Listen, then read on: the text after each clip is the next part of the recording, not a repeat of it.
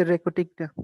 হ্যাঁ, ওকে। তো আজকে আমাদের পার্ট হচ্ছে কি ইসেন্ট্রিক্যালি লোডেড বেয়ারিং টাইপ কানেকশন, যে আমরা অলরেডি ইসেন্ট্রিসিটি কি জিনিস আমরা একটু লাস্ট ক্লাসে আলোচনা করে আসছিলাম, যে তোমার ইসেন্ট্রিসিটি হচ্ছে যে কোনো বোল্টের অ্যারেঞ্জমেন্ট থেকে, যে দ্যাট মিন্স তার সিজি থেকে যদি লোডটা একটু সরে যায়, দ্যাট মিন্স একটা কর্নারে লোড কাজ করে, তখন তোমার দেখা যাবে যে আসলে লোডটা সিজি বরাবর নাই। তো সিজি থেকে কত দূরে আছে, তো সেই জিনিসটাকে বলা হয় ইসেন্ট্রিসিটি, যে তোমার সিজি বরাবর নাই, সিজি থেকে একটা সার্টেন ডিসটেন্স দূরে আছে। তো এরকম টাইপের ম্যাথ হলে সেক্ষেত্রে আমার দেখা যায় যেটা, যে বোল্টের মধ্যে শুধুমাত্র ডাইরেক্ট ফোর্স কাজ করে না, আমার ডাইরেক্ট ফোর্স প্লাস টর্শনাল ফোর্স কাজ করে, টর্শনাল মোমেন্ট কাজ করে। তো যার কারণে দেখা যায় বেশিরভাগ ক্ষেত্রেই এই ফেলিওর যে হবে প্লেটের মধ্যে বা বোল্টের মাধ্যমে, বেশিরভাগ ফেলিওর হয় তোমার বোল্টের মধ্যে শেয়ার ফেলিওর হয়। তো এখানে শেয়ার ফেলিওরটাকে ফোকাস করে বেশিরভাগ অঙ্ক করা হচ্ছে শেয়ার ফোর্সের এগেইনস্টেই, কারণ এখানে সবচেয়ে বেশি মানে তোমার শেয়ার ফেলিওরটাই হয়। তো মেইনলি এখানে আমরা শেয়ার স্ট্রেস কত জেনারেট করবে প্রত্যেকটা বোল্টে এবং তার করেসপন্ডিং শেয়ার ফোর্স কত হতে পারে সেটা নিয়ে আমরা ডিসকাস করব, ঠিক আছে, যে এই ইসেন্ট্রিক্যালি লোডেড বেয়ারিং টাইপ কানেকশনের ক্ষেত্রে। তো দেখো এখানে আগে ফিগার দিয়ে ফার্স্ট একটু বুঝাবো, একটু ফর্মুলা গুলা ক্লিয়ার করবো, দেন ফর্মুলা গুলা ক্লিয়ার করে দেন আমরা একটা ম্যাথ বুঝাবো, ঠিক আছে। তো ভালো মতো একটু বোঝার চেষ্টা করো। দেখতে পাচ্ছ যে এখানে তোমার একটা প্লেট দেওয়া, এর নিচে ধরো সেম সাইজের একটা প্লেট আছে নিচে। তো ধরো দুইটা প্লেটে আমরা কানেকশন দিচ্ছি এই চারটা বোল্টের মাধ্যমে, ঠিক আছে। তো দুটা প্লেটকে আমরা কি করতেছি, এই চারটা বোল্টের মাধ্যমে কানেকশন দিচ্ছি, এবং এই প্লেটের মধ্যে দেখা যাচ্ছে যে এই কর্নারে একটা পি ফোর্স কাজ করতেছে, যেটা কিনা ইনক্লাইন, যেটা কিনা একটা হরিজন্টাল বা ভার্টিক্যাল ফোর্স না, যেটা কিনা একটা ইনক্লাইন ফোর্স। তো এখন দেখা যাচ্ছে যে এই পি ফোর্স যে কাজ করতেছে, আমাকে কি করতে হবে, আমাকে ইসেন্ট্রিসিটি বের করতে হবে। তার মানে সিজি থেকে ওই ফোর্স পর্যন্ত আমাকে ডিসটেন্স বের করতে হবে।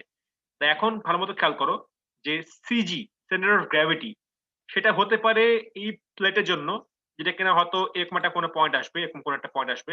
আবার হতে পারে তোমার হচ্ছে গিয়ে এই বোল্টের জন্য, যে বোল্টের যে অ্যারেঞ্জমেন্ট সেটার কারণে হয়তো এরকম কোনো একটা পয়েন্ট আসবে সিজি। তো কোনটার সাপেক্ষে আমাকে ডিসটেন্স বের করতে হবে, এই পয়েন্ট যেটা কিনা পয়েন্ট 1 নাকি পয়েন্ট 2, চিন্তা করো কোনটা হওয়া উচিত। স্যার 1। মানে আমি যদি সাপোজ এই পি ফোর্স তে টান দেই এবং এই প্লেট যদি ঘোরার চেষ্টা করে, যেহেতু তোমার ইনক্লাইন মান এবং টর্শনাল মানে তোমার হচ্ছে ইসেন্ট্রিক্যালি লোড, তার মানে কি হবে, অবশ্যই এই ফোর্সের কারণে প্লেটটা কি হবে, একটা ক্লকওয়াইজ ঘুরে যাওয়ার চেষ্টা করবে। তো ক্লকওয়াইজ যে ঘুরবে, একটা পয়েন্টকে সেন্টার করে ঘুরবে। এখন সেই সেন্টার পয়েন্টটা কার হবে, কার সেন্টার হবে, প্লেটের সেন্টার নাকি বোল্টের অ্যারেঞ্জমেন্টের সেন্টার? প্লেটের সেন্টার। প্লেটের সেন্টার। কি মনে হয় আমার এখানে প্লেটটা কানেক্ট করা কিন্তু বোল্টের মাধ্যমে, স্যার বোল্টের অ্যারেঞ্জমেন্টের সেন্টার। বোল্টের অ্যারেঞ্জমেন্টের সেন্টার, সেটা হচ্ছে অ্যান্সার। কারণ প্লেট তো আর এমনি নাই, প্লেট তো প্লেটের মতোই আছে। যদি বলতাম শুধু প্লেট কোনো বোল্ট নাই, তাহলে বলতাম যে প্লেটের সেন্টার সাপেক্ষে ঘুরবে। কিন্তু প্লেটটা তো নিচে আরেকটা প্লেট আছে, এখানে ধরো একটা প্লেট আছে, এর নিচে ধরো ওখানে নিচে আরেকটা প্লেট আছে নিচে, ঠিক আছে, দুটা প্লেট আছে এখানে পাশাপাশি। তো এই দুটা প্লেট হচ্ছে এখানে বোল্টিং করে আটকানো আছে।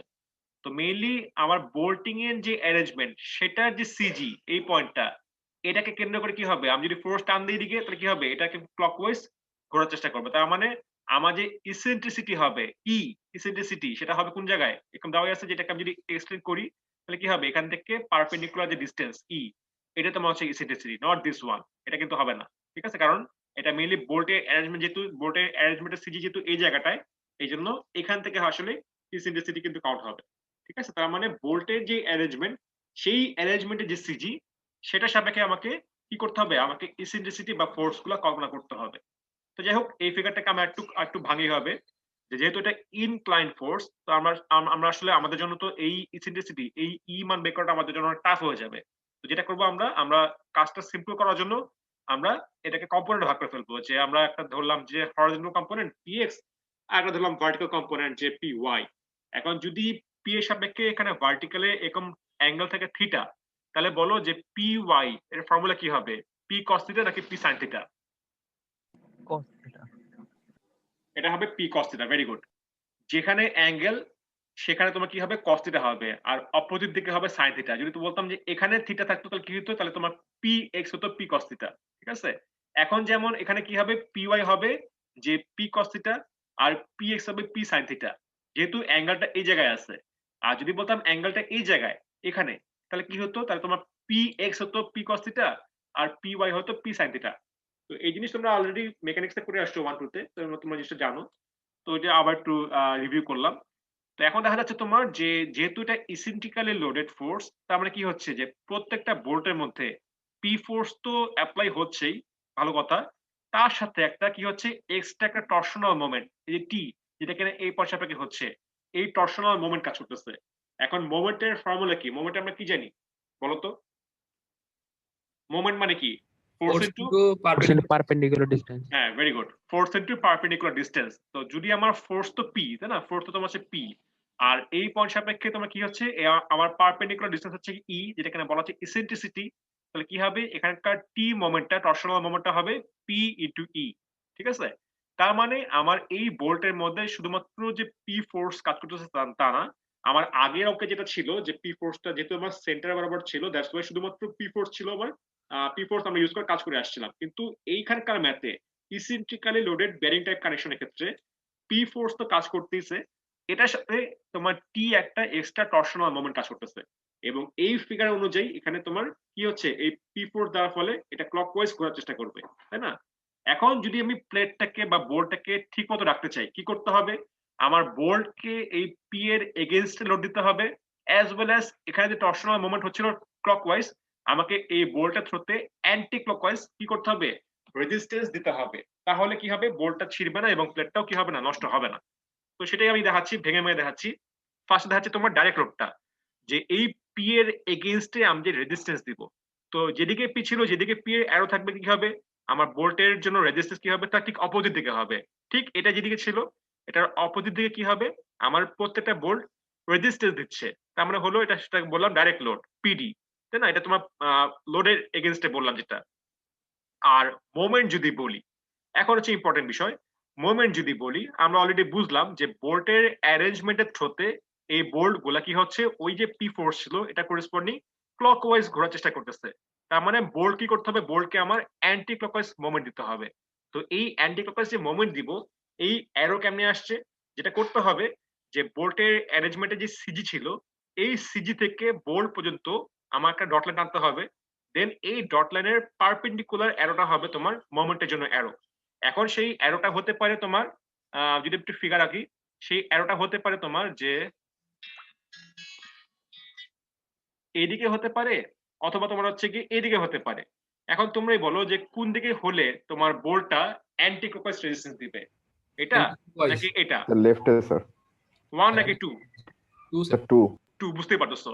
তো সিমিলারলি বাকিগুলো দেখো, যে তোমার হচ্ছে আমি যদি ওই বোল্টের অ্যারেঞ্জমেন্ট সিজি থেকে ওই সিজি অন্য যে কোনো বোল্টের সিজি পর্যন্ত ডট লাইন টান দেই, এবং কি হবে আমাকে সেভাবে চিন্তা করতে হবে যে কোন পাশে অ্যারো চিহ্ন দিলে আমার কিন্তু এই যে অ্যাঙ্গেলটা, এটা কিন্তু রাইট অ্যাঙ্গেল হতে হবে, মাস্ট বি। এটা কিন্তু রাইট অ্যাঙ্গেল হতে হবে, 90 ডিগ্রি হতে হবে সবগুলাই। তো এখন কথা হচ্ছে কি, হতে পারে সেটা এদিকে হতে পারে, এদিকে হতে পারে, অথবা এটা হতে পারে, এদিকে হতে পারে, এদিকে হতে পারে। এখন যেদিকে হলে আমাকে অ্যান্টি ক্লকওয়াইজ রেজিস্ট্যান্স দিবে সেভাবে আমাকে চিন্তা করতে হবে।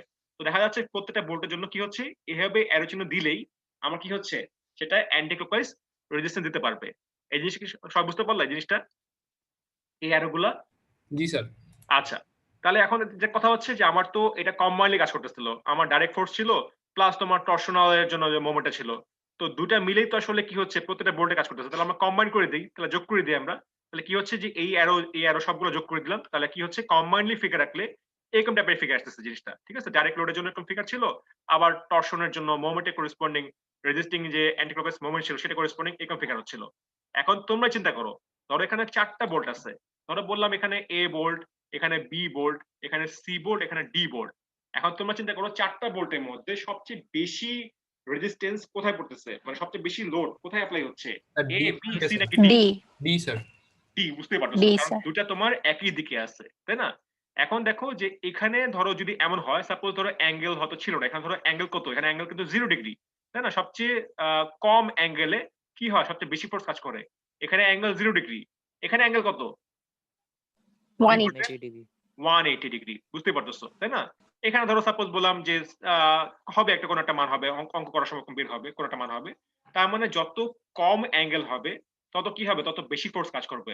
সাপোজ এরকম যদি হয় যে কোনো ফোর্সে এরকম কোনো বোর্ডের মধ্যে এরকম টাইপের আসছে, এখানে তোমার বললাম একটা এক্সাম্পল যেখানে তোমার হচ্ছে বললাম যে 10 ডিগ্রি, আবার বললাম আরেকটা বোর্ড যেটা তোমার অ্যাঙ্গেল ছিল এরকম টাইপের যে বললাম 20 ডিগ্রি। তো তুমি যদি কম্পেয়ার করো কোন বোর্ডের মধ্যে বেশি ফোর্স কাজ করবে? 10 ডিগ্রি। যেটার মধ্যে অ্যাঙ্গেলের মান কম। এক্সাম্পল হচ্ছে এটাই, বুঝতে পারছো? যত সবচেয়ে মিনিমাম অ্যাঙ্গেল হতে পারে 0 ডিগ্রি, সবচেয়ে বেশি ফোর্স কাজ করবে, এবং সবচেয়ে বড় অ্যাঙ্গেল হতে পারে 180 ডিগ্রি, যেটা কি নাকি অপোজিট দিকে, তার মানে কি আরো কমে যাচ্ছে। এবং যদি আমার ডাইরেক্ট লোড এবং টর্শনাল লোডের মান সেম হয়, তার মানে কি বি এর মধ্যে কোনো ফোর্স কাজই করতেছে না, বি আরাম করে ঘুমাচ্ছে, তাই না? আর যেদিকে ডি ডবল ফোর্স কাজ করতেছে, তার মানে ডি এর উপরে তোমার একদম মাথা খারাপ হয়ে গেছে, তাই না? তার এটা মানে কি তোমার স্যার যেটা হচ্ছে, লব্ধির মতো না হ্যাঁ, স্যার? স্যার আহ, লব্ধি বলছে আমরা বের করতাম ওই রকম, মানে অ্যাঙ্গেল যত কম হবে স্যার ওইদিকে রেস্ট। হ্যাঁ, অ্যাঙ্গেল যত কম হবে, মানে আগে কি শিখে আসছো, কোনটা শিখে আসছো আমি আমার এটা মনে পড়তেছে না। তো লদ্দিবল হলে হবে হয়তো সেটা।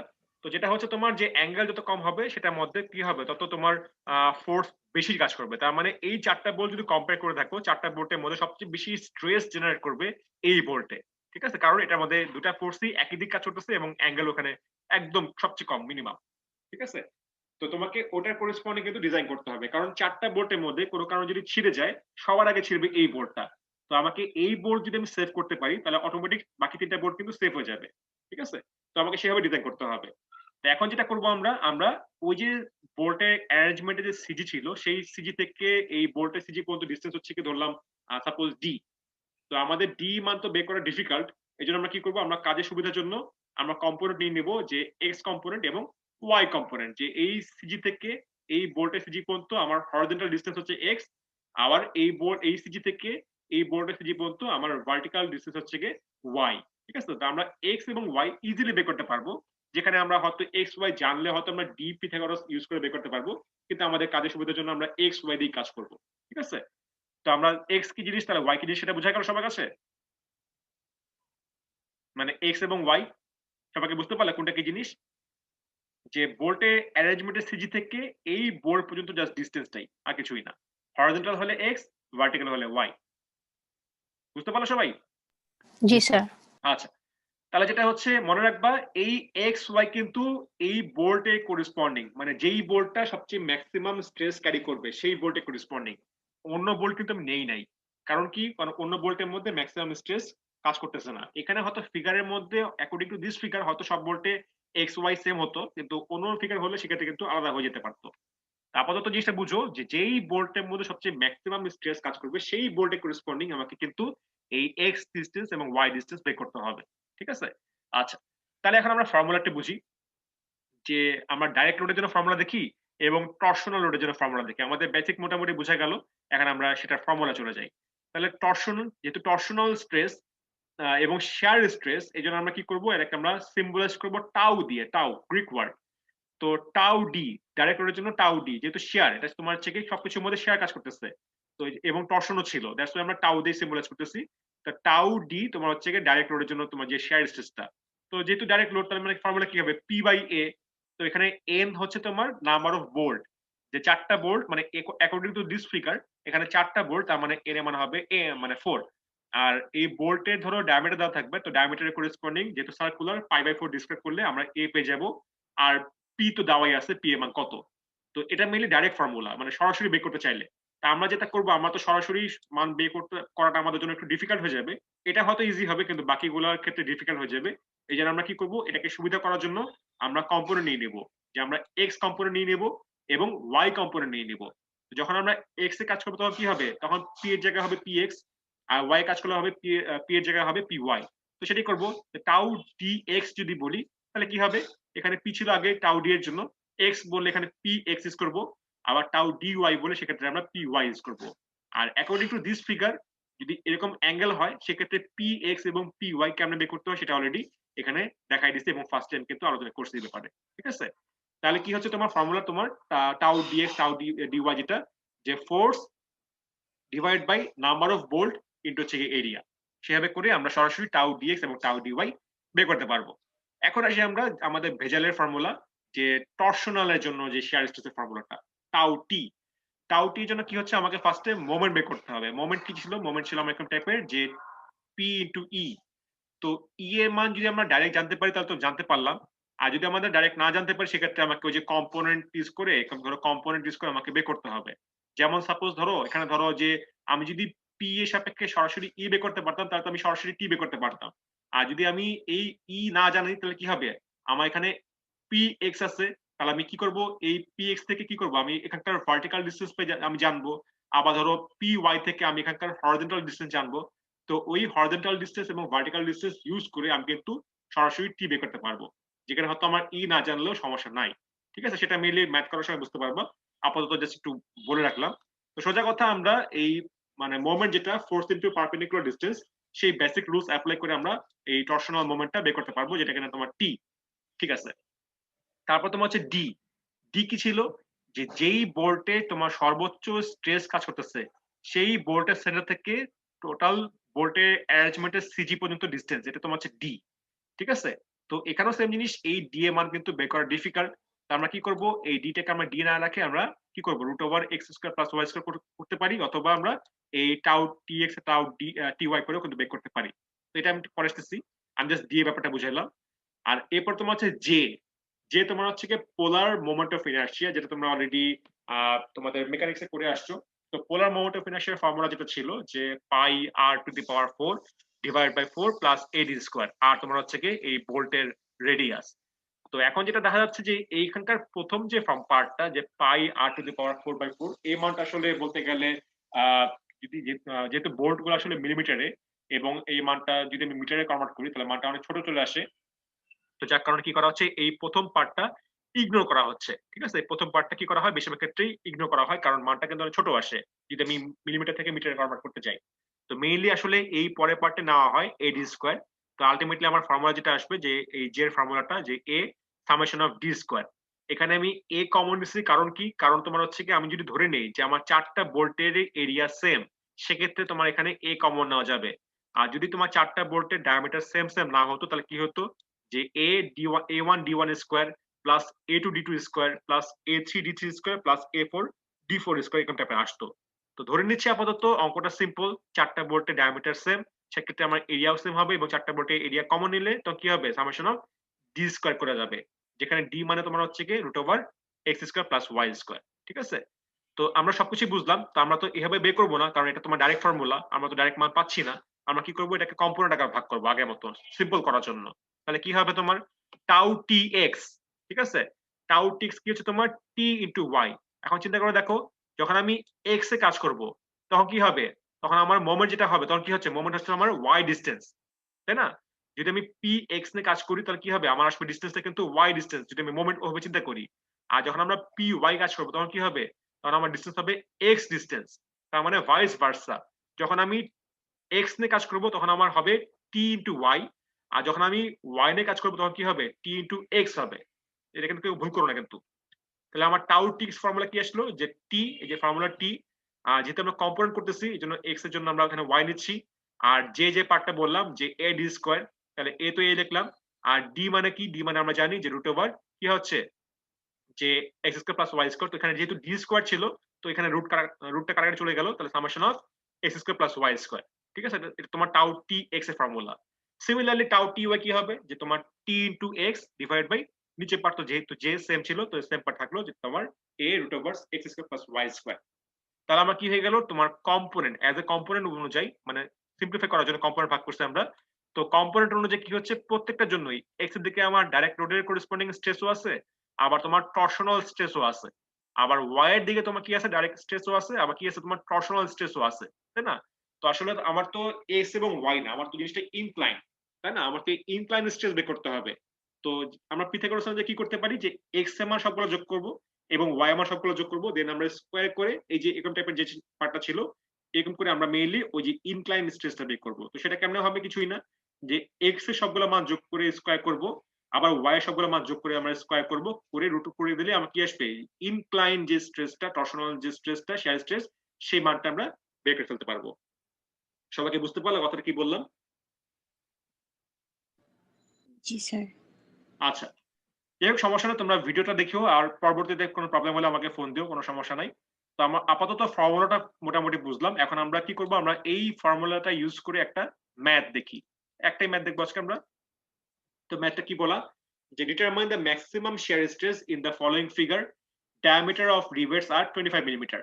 একটা ফিগার দেওয়া আছে পরীক্ষা হলে, মেইনলি এই ফিগার দেওয়া থাকবে, এই ফিগার তোমাকে নিজেকে আঁকতে হবে। ঠিক আছে, এই ফিগার কিন্তু পরীক্ষা হলে দেওয়া থাকবে না, তো এটা তোমাদের ম্যাথে করার সময় এই ফিগার আঁকতে হবে। তো আমি বুঝাচ্ছি সবকিছুই।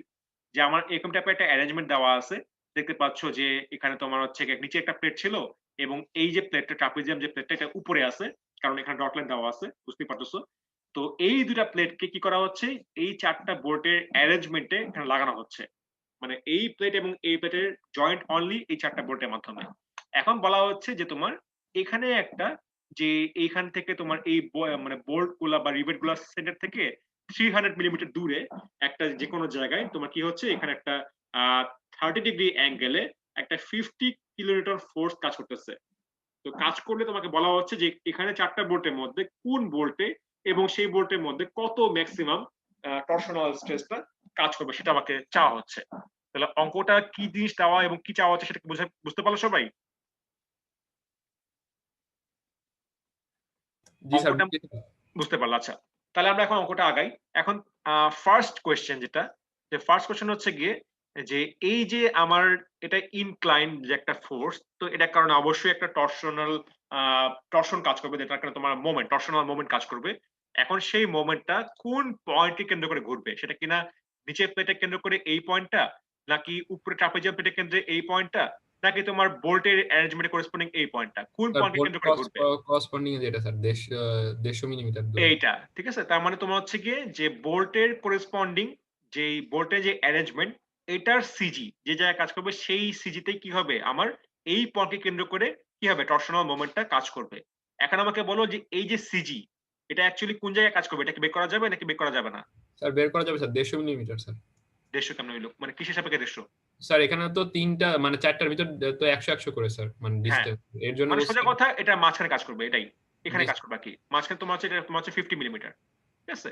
জি মানে স্যার। তুমি যদি এখান থেকে চিন্তা করো যে তোমরা যে আগে যে করে আসছিলা, যে তোমরা সিজি বের করো, যে কি হয়, যে ওই যে a1 d1 plus a2 d2 divided by a1 plus a2, এভাবে করে আসতে হয় না, এভাবে আগে তো করে আসতে হবে। একটা প্লেন ধরে সেই প্লেনের সাপেক্ষে সিজি কেমনে বের করতে, সেটা তোমরা জানো অলরেডি, মেকানিক্সে তোমরা শিখে আসছো জিনিসটা। তো জি স্যার। এখানে ধরো সিম্পল একটা ম্যাথ ছিল বলে তুমি হয়তো সিজি বুঝতে পারলা যে আসলে কোথায় তোমার সিজি হবে। যদি কমপ্লিকেট ম্যাথ আসে, ধরো এরকম ম্যাথ পরে করাবো, তো এরকম কমপ্লিকেট ম্যাথে যদি আমরা বুঝতে না পারি যে কোথায় সিজি কাজ করবে, সেক্ষেত্রে হয়তো সিজিটা বের করে নিতে হবে। সেটা তখন দেখাবো, তখন দেখলে বুঝতে পারবা। তাহলে আপাতত আমরা বুঝতে পারতেছি জিনিসটা, যে আমাদের সিজিটা কাজ করবে মেইনলি কোথায়, যে ঠিক এই সেন্টারে কাজ করবে, যেটা কিনা এই দুটা বোল্ট, এই যে দুটা বোল্ট ছিল, দুটা মাঝে, ঠিক মাঝে আমার যে 100 মিলিমিটার ছিল ডিসটেন্স, সে ঠিক মাঝে 50 মিলিমিটার ডিসটেন্সে আমার এই সিজি কাজ করবে। ঠিক আছে, এটা আমরা বুঝতে পারলাম। N A for neutral axis আর কি। আচ্ছা, তাহলে যেটা হচ্ছে যে আমার তাহলে পি ফোর্স কাজ করতেছে এদিকে 50 কিলোনিউটন।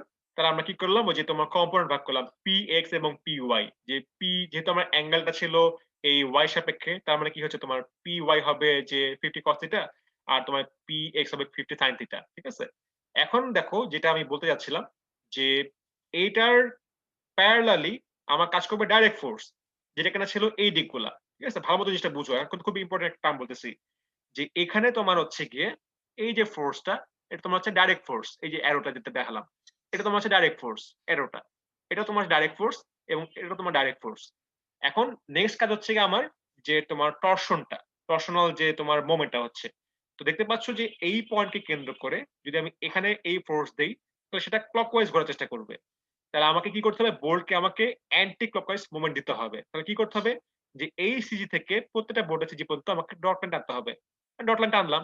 এখন কি করতে হবে, দেখতে হবে যে এই ডট লাইনের পারপেন্ডিকুলার ওয়াইজ অ্যারো দিতে হবে এমন ভাবে যেন সেটা অ্যান্টি ক্লকওয়াইজ মুভমেন্ট হয়।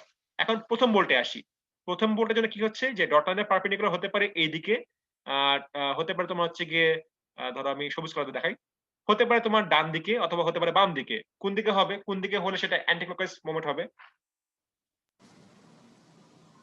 বাম দিকে। বাম দিকে, কারণ আমাকে মেইনলি এখানে দেখতে পাচ্ছ যে এই ফোর্সের কারণে ক্লকওয়াইজ প্লেটটা ঘোরার চেষ্টা করবে। তার মানে অবশ্যই বোল্টকে কি করতে হবে, আমাকে অ্যান্টি ক্লকওয়াইজ মুভমেন্ট দিতে হবে, তাই না? তার মানে বাম দিকে গেলে সেটা কি হচ্ছে, এই পয়েন্টকে কেন্দ্র করে এই বাম দিকে অ্যারো দিলেই সেটা কিনা কি হবে, অ্যান্টি ক্লকওয়াইজ মুভমেন্ট কাজ করবে। সিমিলারলি এটাও সেম জিনিস, যে বাম দিকে হবে। কিন্তু কথা হইলো গিয়ে এখানে আমি বামে দিলাম না, কারণ কি? কারণ কি, কে বলতে পারবা? উপর দিকে তো বামে হচ্ছে, বুঝতে পারতেছো যে বামে হলে তোমার অ্যান্টি ক্লকওয়াইজ মানে মোমেন্ট আসতেছে, নিচে তো বামে হওয়া উচিত ছিল সেই অনুযায়ী বললে। নিচে স্যার কোনো ডান সিজি এর উপরের সাপেক্ষে দুইটাকে- ঘোরালে স্যার ওটা ডানে যাবে স্যার। এটা ঘুরবে তো। কারণ বুঝতে হবে যে উপরে দুটো কিন্তু সিজির উপরে ছিল, তাই না? এই পয়েন্টকে কেন্দ্র করে তুমি চিন্তা করো যে এই পয়েন্টকে কেন্দ্র করে তুমি যদি এদিক ঘোরাও সেটা কিনা অ্যান্টিক্লকওয়াইজ হচ্ছে, কিন্তু নিচের বোর্ডগুলো কিন্তু সিজির নিচে আছে। এই পয়েন্টকে কেন্দ্র করে তুমি যদি বামে যাও তাহলে কি হচ্ছে, সেটা কিন্তু ক্লকওয়াইজ হয়ে যাচ্ছে, তাই না? কিন্তু আমার হতে হবে অ্যান্টি ক্লকওয়াইজ, তার মানে তোমার কি হবে, এটা ডানে হতে হবে। এটা তোমার ডানে হবে এবং এটা কি হবে, এটা তোমার হচ্ছে ডানে হবে। তো এখন তুমি চিন্তা করে দেখো যে যেটা বলছিলাম যে কোন বোল্টে সবচেয়ে বেশি স্ট্রেস কাজ করবে, উপরে দুটো নাকি নিচে দুটা, কি মনে হয়? উপরে দুইটা উপরে স্যার। দুইটা স্যার, অ্যাঙ্গেল কম স্যার। উপরে দুটা, কারণ অ্যাঙ্গেল কম এবং দুটার মধ্যে সেম অ্যাঙ্গেল। সেক্ষেত্রে এই দুটা বোল্টের মধ্যে কে বেশি স্ট্রেস ফিল করবে? স্যার উপরেরটা। স্যার কেন উপরেরটা উপরেরটা? স্যার। কারণ স্যার সেন্ট্রিফিউগাল ফোর্স বেশি স্যার, বা সেন্ট্রিপিটাল ফোর্স। কারণ হচ্ছে গিয়ে এটার মোমেন্ট আর্ম বেশি। এই পয়েন্ট সাপেক্ষে যে ঘুরবে এটার মোমেন্ট আর্ম কত, মাত্র একটু পর্যন্ত। মোমেন্ট আর্ম যে বলি না, ফোর্স ইনটু পারপেন্ডিকুলার ডিসটেন্স, তো এটা দেখো এই ডিসটেন্সটা কম কিন্তু এটা ডিসটেন্স কিন্তু বেশি।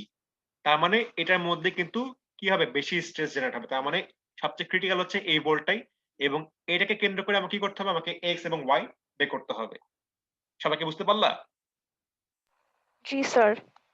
আচ্ছা, এখন আমাকে বলো যে এই সিজি থেকে এইটার সিজি পর্যন্ত আমার এক্স ডিসটেন্স কত এবং ওয়াই ডিসটেন্স কত? স্যার 150 স্যার দেড়শো কিসের মান? ডিসটেন্স 0 স্যার আর y ডিসটেন্স distance ওয়াই হচ্ছে তোমার 150, ভেরি গুড। আর এক্স?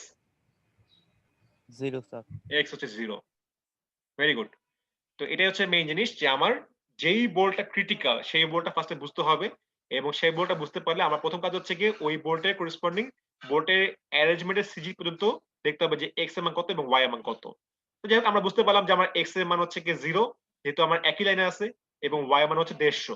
ঠিক আছে, তাহলে আমাদের বলতে গেলে 50% কাজ শেষ। এখন আমরা কিছু করবো না, আমরা জাস্ট ফর্মুলা বসাই দেবো। তো ফার্স্ট আমরা কি করবো, ফার্স্ট আমরা মোমেন্ট নিচ্ছি।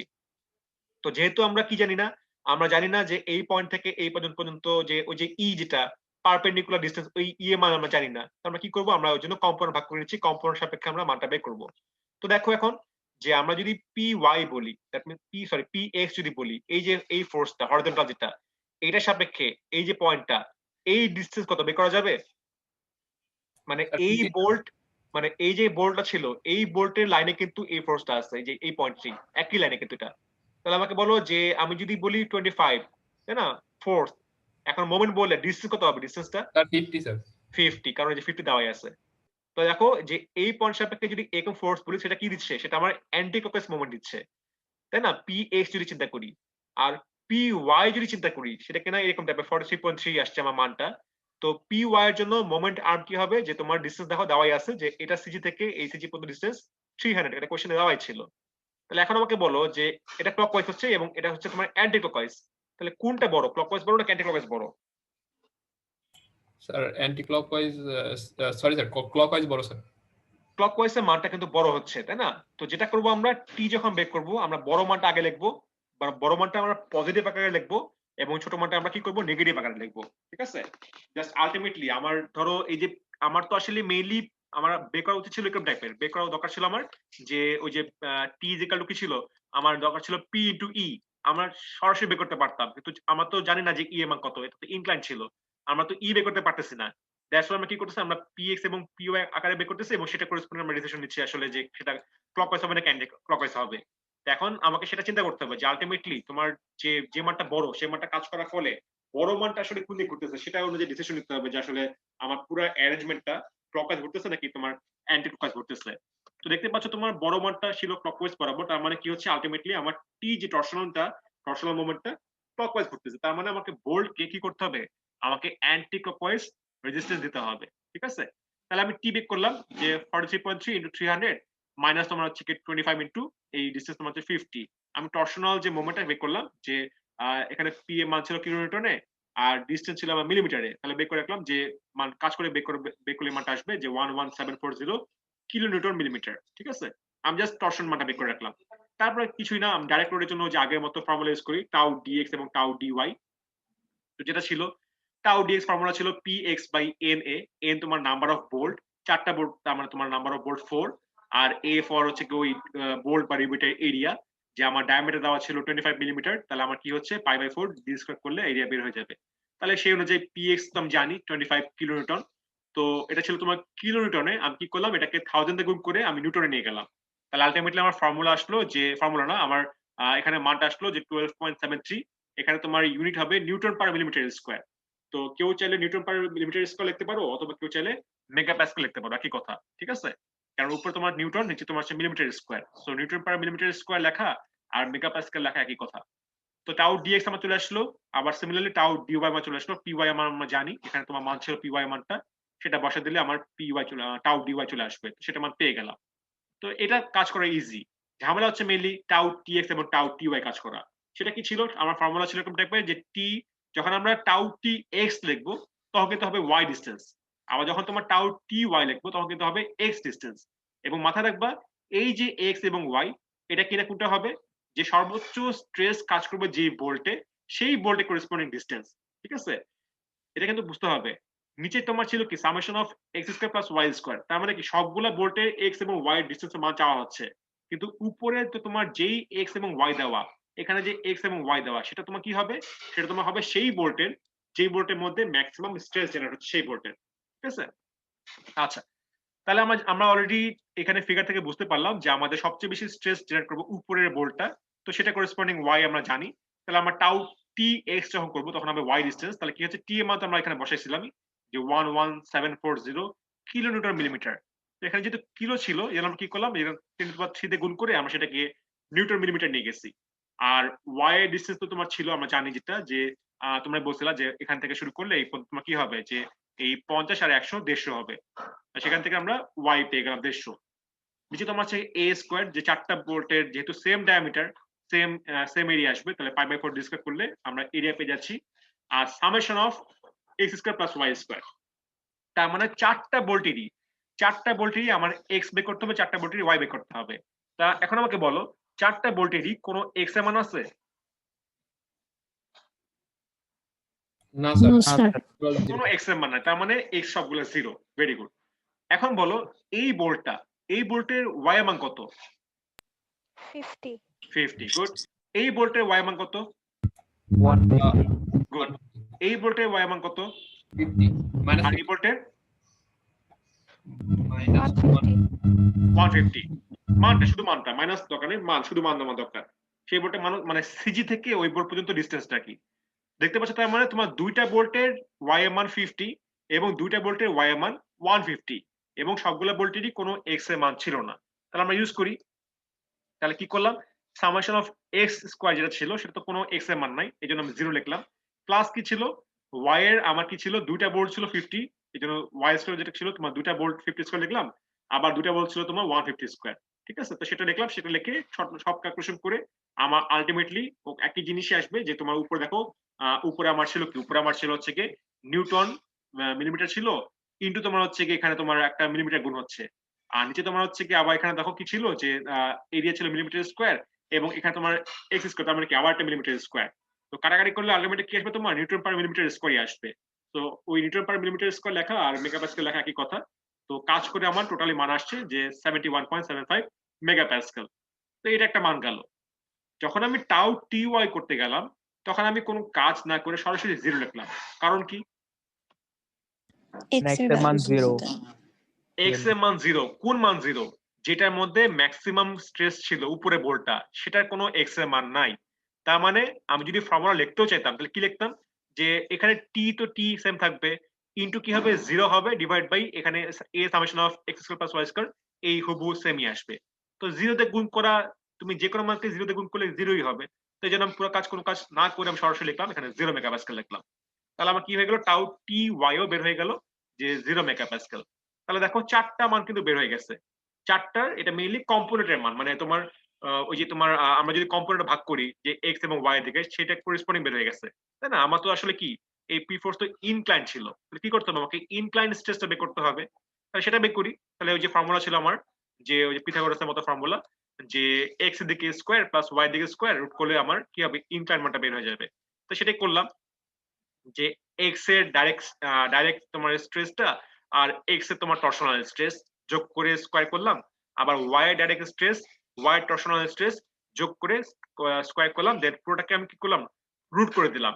তাহলে আমার বের হয়ে গেল কত, যে তার মানে উপরের বোল্ট যেটা ছিল, যেটা কিনা যেটার মধ্যে এই যে এই বোল্ট সবচেয়ে ক্রিটিক্যাল ছিল, তো এই বোল্টের মধ্যে যদি আমি এরকম ফোর্স দিই, তাহলে এই বোল্টের মধ্যে আমার স্ট্রেস কাজ করবে 87.31 মেগাপ্যাসকেল, অথবা লিখতে পারো যে তোমার নিউটন পার মিলিমিটার স্কয়ার, এটা লিখলেও হবে। ঠিক আছে, তার মানে তোমার যেটা হচ্ছে যে আমার এখানে তোমরা যদি মনে করো যে তোমরা অন্য বোল্টও ট্রাই করে দেখতে পারো, যে আসলেই তো আমি যে কথাটা বললাম যে উপরে বোল্টেই ম্যাক্সিমাম স্ট্রেস কাজ করবে কিনা, তোমরা চাইলে তোমরা অন্য যে কোনো বোল্টেও কাজ করে দেখতে পারো। ধরো সাপোজ এই বোল্ট নিলা, এই বোল্ট নিলে কি হবে তোমার, যে এই বোল্ট নিলে তোমার হচ্ছে গিয়ে এখানে ওয়াইড ডিসটেন্স থাকবে তোমার 50, তাই না, মান কিন্তু আরো কমে যাবে। তখন তুমি যদি এই মান কম মান দিয়ে কাজ করো তখন দেখবে মানটা কিন্তু আরো কম আসবে। তার মানে এটা কিন্তু অলরেডি প্রুফ যে তোমার উপরে বোল্টের মধ্যেই যে সর্বোচ্চ স্ট্রেস কাজ করবে এবং সেই স্ট্রেসের মানটা হবে যে 87.31 মেগাপ্যাসকেল। তারপর তোমরা যদি মনে করো যে অন্য বোল্ট ট্রাই করে দেখতে পারো, ট্রাই করে তোমরা করতে পারো, করে দেখবা যে অন্য যে কোনো বোল্টে কাজ করো না কেন, দেখবা যে এর চেয়ে বড় মান আর আসবে না। ঠিক আছে, তো ধরো এখানে কোশ্চেনের মধ্যে চাওয়া হচ্ছিল যে ম্যাক্সিমাম শেয়ার স্ট্রেস কোনটার মধ্যে ম্যাক্সিমাম হবে। যদি সাপোজ বলতাম যে আমি যদি সাপোজ কোশ্চেনে উল্লেখ করে দেই যে না আমাকে এই বোল্টের মধ্যে কত স্ট্রেস সেটাই বের করতে হবে, আমার ম্যাক্সিমাম দরকার নেই, আমি চাচ্ছি যে এই বোল্টের স্ট্রেসটা বের করতে, তখন কিন্তু তোমাকে সেই বোল্টে করেসপন্ডিং কাজ করে বের করতে হবে। আমার কথাটাকে বুঝতে পারলো সবাই?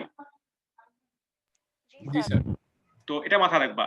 এবং সাপোজ যদি কোশ্চেন এখন বলি যে ধরো এখন তো বুঝতে পারলা যে মেইনলি এই বোল্টের মধ্যে সর্বোচ্চ স্ট্রেস কাজ করতেছে যে এত মেগাপ্যাসকেল, যে 87.31 মেগাপ্যাসকেল।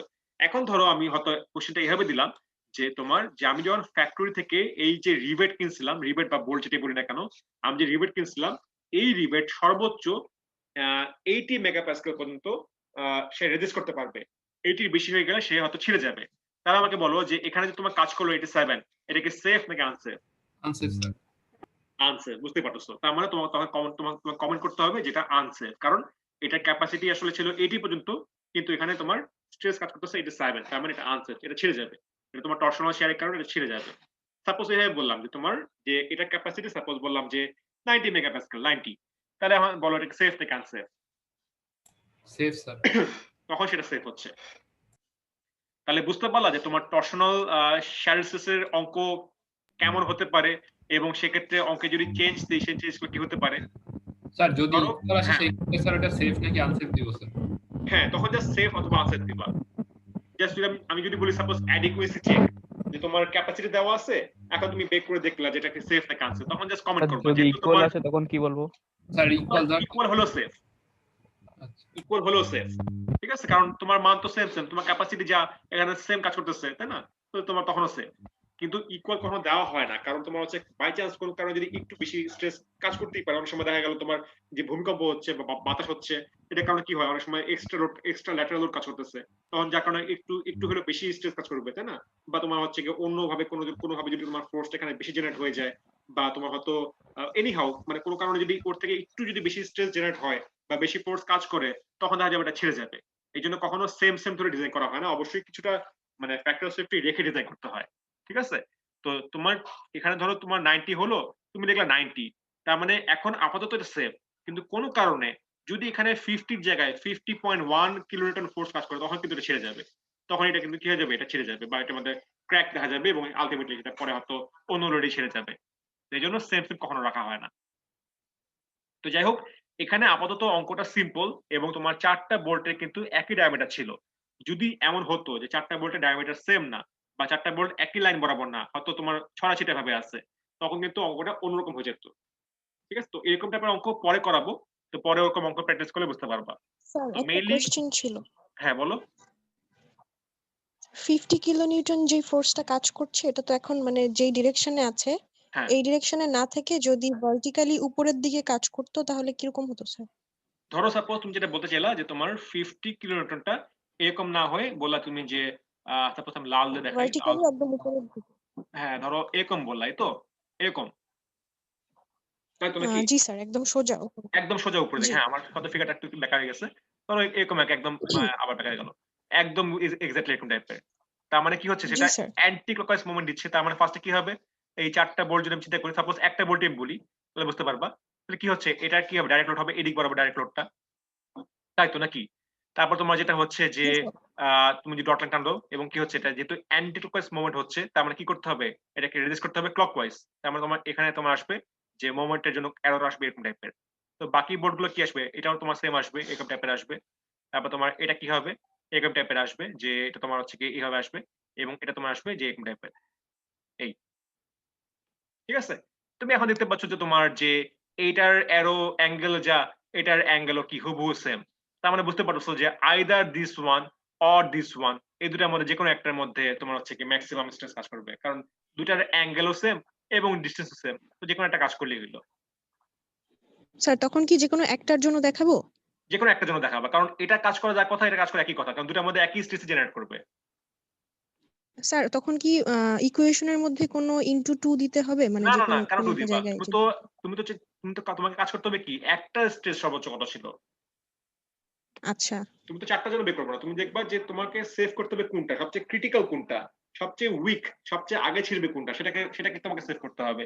তো দেখতে পাচ্ছ এখানে এই তোমার যদি এরকম টাইপের প্রবলেম হয় সেক্ষেত্রে এই বোর্ড বলো বা এই বোর্ড বলো, দুটার মধ্যে একই ধরনের স্ট্রেস কাজ করবে, একই মানি আসবে, হুবহু সেম মান, কারণ অ্যাঙ্গেলও সেম, ডিসটেন্সও সেম, তাই না?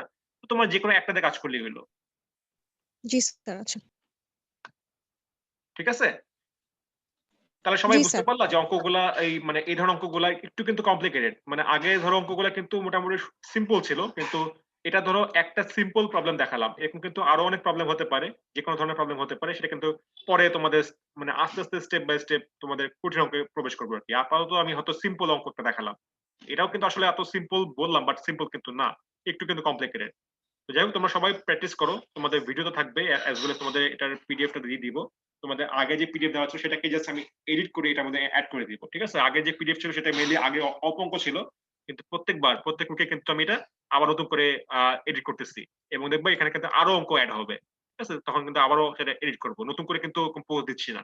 কারণ আগের পিডিএফটাই একদম শুরু থেকে যা ছিল, ওই যে শুরু থেকে যা ছিল সেটার মধ্যে কিন্তু আমি জাস্ট অ্যাড করতেছি, প্রতিদিন প্রতি সপ্তাহে অ্যাড করতেছি আর কি। ঠিক আছে? তোমরা প্রত্যেক উইকে কিন্তু নতুন করে পিডিএফটা আবার ধরো নামাইতে পারো, অথবা দেখতে পারো, দেখে সেখান থেকে তোমরা এই অঙ্কটা পেয়ে যাবে আর কি।